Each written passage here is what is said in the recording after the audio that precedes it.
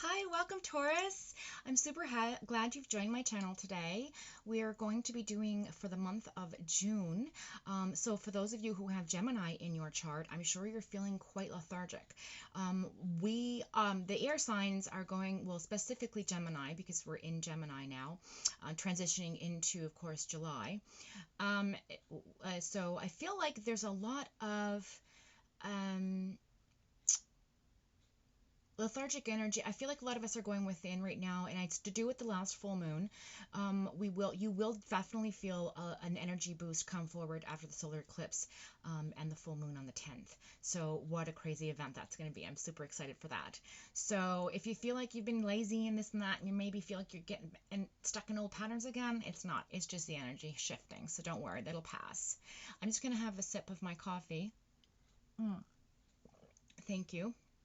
And I'm going to go ahead and shuffle the deck. Now, I really started this and then realized I wasn't recording.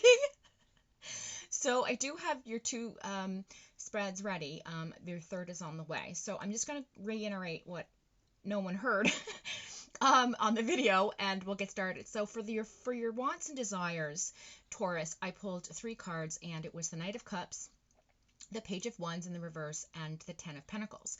So I feel like a lot of you out there are really concentrating on getting your money back on track. You're looking for that communication to come in with a fire sign. And I do feel like that it's very little to none, and if it is, it's very confusing.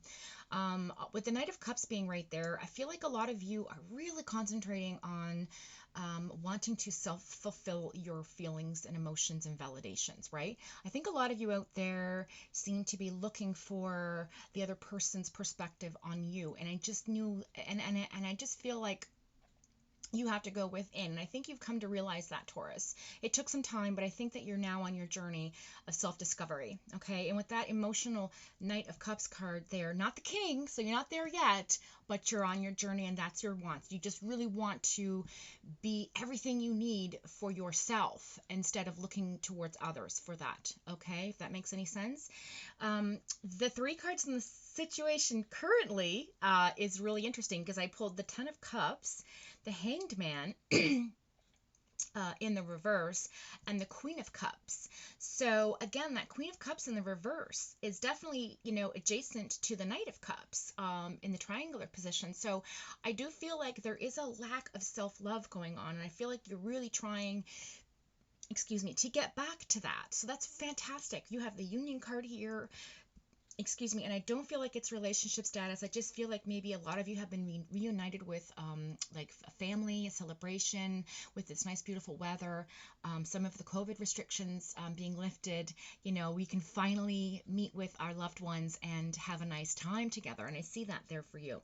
I see the Hanged Man here in the reverse, which means a lot of you have felt stuck for a really, really, really long time, and I feel like you're transitioning into that feeling of, what, I'm kind of seeing things in a different perspective now since I've separated myself from what wasn't serving me, or what was impacting me negatively in my life, or what I was giving to a relationship that I may not have been getting back from, or perhaps maybe I'm looking at things. So for those of you who have had a breakup, for example, and in our past read, we discussed that there was a possibility that a breakup would happen. So if it did happen, I think a lot of you are going through the perspective. Oh my God, my mouth, my mumbles today. I don't know what's happening. I'm so sorry. But anyway, a lot of you are going through the new perspective of the fact that, you're starting to see things in a different light. Sometimes when you take a step back from something, you can see things in a different light, right? And I think that's what's happening now. I think you're realizing that you are not always to blame in the relationship, and the other person in the relationship definitely participated and contributed to the breakup. So for those of you who are in a relationship, I think you're seeing things as well, if there's arguments and this sort of thing, that, it's not always, listen, there's three sides to every story, right? There's your side, there's their side, and the truth. And none of us ever really see the truth because it's always perspective by perspective. So, for example, if I see you in a certain light and you see me in a certain light, that may never, ever, be on the same wavelength, right? Because you're seeing something and I'm seeing something, and what we see there's never ever going to be a period in time where we see the same thing, and that's the truth, because we scientifically see things through a lens that's created only for us. So With that being said, the emotions you're feeling are always, pretty much right. So you have to really concentrate on your intuition and follow your gut. And I know a lot of you probably feel like, oh, I've made so many mistakes and I'll never learn and I can't get past this. And the truth of the matter is that we always go through a curve, and this learning curve teaches us that we need to be more aware and self-aware of our own faults and our own triggers and our own disciplines. What are our boundaries? Do we have any boundaries? Do we, forcefully pass those boundaries? Are we overbearing? Do we smother the other person? Does the other person want the same things in life that we want, right? These are all things and questions that come into play in a relationship, at a certain point in time once it gets serious. And, it's a shame people don't talk about these things from the jump, because then you'll know, I'm moving on. This isn't for me, So I think a lot of Tauruses out there, I think a lot of you are feeling this newfound identity coming in that is going to be more straightforward and more upfront about what it is you want in life from someone in a partnership, in your job life, in your home life, what it is that makes you happy. I think you're all really certifiably centered on looking for your joy and filling your own bliss, which is so wonderful, right? It's so wonderful when you wake up in the morning and you smile with this amazing energy of like, okay, this is an amazing day going to happen. I'm so excited for today. Another day I've woke up alive. I'm healthy. I am blessed. I have a roof over my head. I've got a good family. I'm healthy. I have, those types of feelings instead of waking up in a negative Nelly way. All right. So we don't want to give into that low vibration. So I feel like a lot of you, not all of you, but the majority of you are really tuning into letting go what does not serve you. So in essence, really making changes and making hard changes on yourself as well. So let's go ahead and pull some cards from the universe to see what's going to happen here. Because I think a lot of you, have felt stuck for a really long time and things just weren't moving the way that you wanted them to move. For example, if you were in a relationship and you wanted to get married, the other person's kind of like, or maybe you want to move in together and the person's like, and you just keep being patient and waiting and patient and waiting. And after a certain point in time, guys, you gotta like pull the plug and be like, okay, dudes, like if this is what you want, because if you're not on the same wavelength and life path, then we're not going to work. And I think a lot of you have come to realize that. So I'm really pleased. Although I know it's hard to break from something that is not on your path, right? That's not supposed. So let me just say this. Everyone comes into your life. There's no coincidences, okay? We learn from everyone that enters our little soul circle, our soul family, the people that our kindred spirits that we attract to each other, okay? And we learn a lot from each other, and there's an exchange. There's an energy exchange. There's an emotional exchange. There's a mental, intellectual exchange, and a physical exchange. And, all those things are met on a basic level. But then when you start to play with the ideas of, is this person in tune with what I'm in tune with? And that's sometimes what happens in a broken relationship is you realize sometimes a little too late that, they're not on the same frequency as you. And so therefore they're not moving, they're not educating, they're not vibrating, they're not doing anything to uplift themselves currently in this timeline. So, I think there's a lot to be said about feeling hurt and heartbroken after a relationship, or even if that person dumped you, right?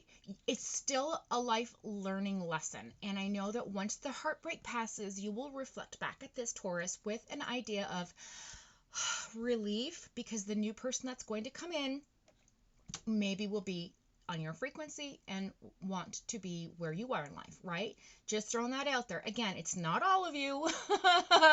Okay, a lot of you Tauruses are still really struggling with what it is that you want in life. And I think it's going to take a little bit longer through the year, possibly to, I would say, even August, before you really sit down and think to yourself, okay, I really want to work on this, and I want to change this about myself, because it's not affecting my partner in a positive way. It's not really doing anything for me. So you are going to let go of what's not serving you. This is the year, guys, of letting go of what doesn't serve us. Okay, we're in the number 5 conflict resolution year, communication wise. So a lot of us, we're not communicating properly, and if we are, it blows back in our face, or we're making promises that we're breaking, or we are sort of getting into a discussion that is going nowhere real fast. So this is the energy of the year. It's the number 5 energy. But the number 5 is also a very spiritual energy. It's an angel number. So the angel number 5 represents the Christ consciousness, right? It also represents being on the right path, knowing that you're a divine being, and we're all connected. So it's not just a conflict, but it's also a resolution. The resolution is that we are all divine, loving people. We all want the same things in life. And once we recognize that that's a part of, the cycle of life, the life cycles, the paths that we're on, the changes, the new, the old, the middle, the past, the future, the present. Being in the present is the most important thing, right? Okay, enough of my rambling. I'm going to go ahead and shuffle the rest of the deck. Universe, please give us some cards to see. Oh, wow. Okay, so the Ace of Pentacles just popped right out, and you have the Moon card in the reverse. So the deception's left you. The universe has come in. I told you last reading that the moon, the moon's energy was going to come in and show you what you didn't want to see, right? And force you to look at things, and even break cycles that you didn't want to break on your own. So that's what's coming in. But the Ace of Pentacles being there is a good sign for you, because that's an abundance card. That's the best financial abundance card there is. So there's money coming in. The universe is telling you that the money's coming in past the deception. So whatever's been pulled over your eyes, the wool is no longer there, the veil has been lifted, and you're seeing yourself and the other person for who you really are, okay? And and for some of you out there, I feel like this is a workplace situation as well. So if you're in a job that you're just like, I no longer, this after COVID, this is not, I want to do something more meaningful with my life, right? This is the other thing, okay? You've also realized that there's something, you want to find out what your life purpose is, not just making money to pay the bills. You want to work at something that's going to bring you joy, right? So that's that. Okay, so I'm going to hurry up and hopefully pull the last card from the deck. Thank you. Universal energy coming through here to see what's going on with Taurus for the push forward into the present future. I really wanted to pick these 2 cards. I'm just going to look at them, but I'm not going to choose them. I just want to see what they are. So we have the 7 of Wands and the High Priestess. So I'm going to put those aside. Thank you. Okay, so the 4 of Coins. Okay, 4 Pentacles in the reverse. So typically when I see this card, I think to myself, okay, well, somebody is being very generous with their money, not really paying attention to their finances, not really, keeping their accounting or being accountable for what they're spending. Because typically in the other direction, it talks about, kind of holding on to your money, not being too, kind of tight around the wallet, right? Because you're either saving or you're not making a lot, and you want to make sure your bills are all paid and that sort of thing. So it's not for being greedy, it's just for a lack of having it, right? That I feel like right now, because this Ace of Pentacles is coming in, the universe is going to say, look, hey dude, like, you're getting your money back, your life's going to be on track, you're no longer going to be deceived by whomever was deceiving you in your immediate close circle of people, and you're going to have some freedom there with your money as well. But let's pull from the book to see if what the book says is, if we get any more meaning from the 4 of Pentacles in the reverse.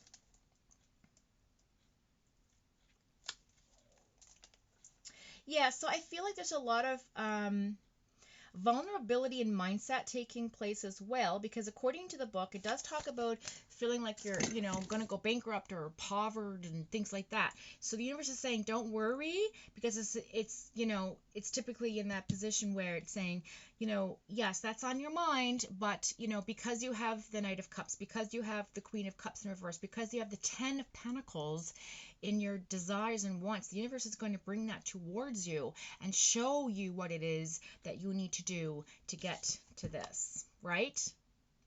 This is the ultimate goal, is to be feeling happy and safe and blessed financially, so that you can live your best life.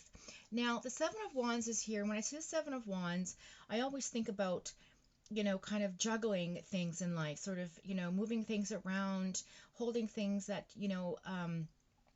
kind of really you should have let go of a long time ago.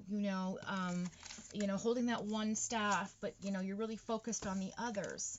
So I'm not sure. I just feel like there's a lot of obstacles in your way. According to the book, it says that there's challenges and struggles, but it's about perseverance, really, like moving forward. So I'm really happy that card came out for you, Taurus, because I definitely see that in the cards. Okay, and then of course the High Priestess card, which is all about your intuition. This is also another Gemini in your life, and this intuition card is really about balance, and it's about following your intuition. It's about finding the balance in yourself, and to find your joy and bliss, right? Because when you follow your intuition, then the balance will come into, like, the universe will do all the other work, right? You just have to find out what it is that's no longer serving you, let it go, move forward. And when you let it go with love into the world. Don't just say, oh, I'm so negative and I'm going to throw all this in the garbage. No, you're going to say, thank you for the experience. I no longer need this. It no longer serves me. Please bring me the next, chapter of my life. Please show me my angels around me. Just please show me what it is that I need to do to get to the next chapter of my life. And they will. The Lord, God will show you signs. Universal energy will be there to guide you. You'll see all kinds of different things popping up around you, and you just got to pay attention. Like, open your eyes, Taurus, to all the possibilities that are coming your way. So with that being said, I'm really happy you joined me today. We're now at 16 minutes. So what I'm going to do is pull a quick card from my affirmation. Let's see, what should we use? Yeah, okay, we're going to just pull from here. So I'm going to do a quick shuffle.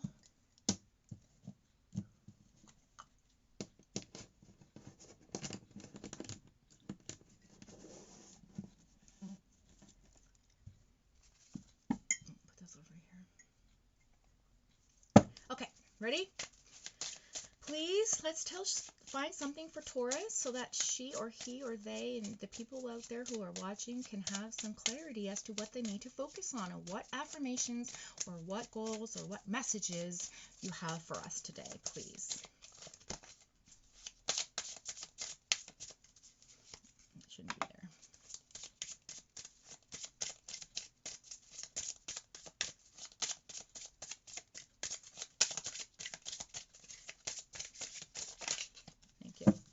So again, well-being. I can't make this up. So look, okay, you're really working and focusing on yourself, Taurus, which is fantastic because you're always giving and you're always being thoughtful for others, and you're always got worry on your mind. So I feel like this is good for you. I think just channeling into your well-being and really taking the time to appreciate all that's around you, the nature, the beauty, the weather, your friendships, your family, feeling blessed, I think, and taking time for you, having that bubble bath at night that you need, or that glass of wine to relax you, or have that piece of cake. Like, live your best life. Encourage your inner soul to teach you what it is, or help you, or help guide you where it is that you need to go. So with that being said, thank you for joining me, and kindred spirits are forever. Till next time, thanks for joining me on Foxfire Tarot, and you have a wonderful month. Enjoy the full moon and the solar eclipse if you can see it. And if you have Gemini in your chart, things are going to really start shifting for you energy-wise. So be prepared. It's coming in. Have a great day.